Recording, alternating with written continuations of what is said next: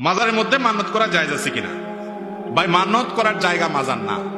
মাজারে মান্নত করা জায়েজ নাই। মানত হবে আল্লাহর নামে। মানত হবে কার নামে? আল্লাহর নামে।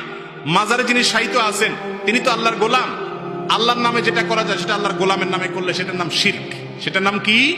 যেটা আল্লাহর নামে করতে হয় ওটা আল্লাহর গোলামের নামে করলে কি? শিরক। অতএব এটা জায়েজ নাই, গুনাহের কথা। মাজারে যে মানত করেন আপনারা, অনেকে আমরা মানত করি আমাদের সমাজে, আল্লাহ মাফ করুক।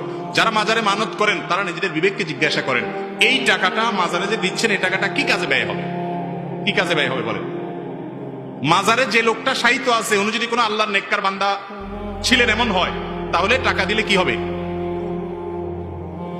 টাকা দিলে ওই লোকের উপকার হবে কোনো?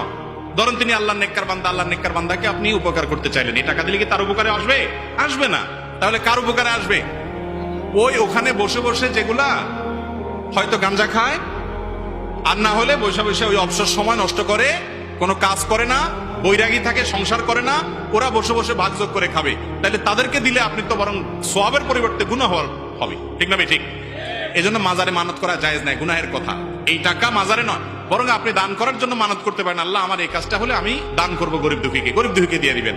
মাজার টাজারে না। যদিও মানত না করে সাধারণভাবে দান করা উচিত। নবী করিম সাল্লাল্লাহু আলাইহি ওয়াসাল্লাম মানতের উপর নিরুৎসাহিত করেছেন।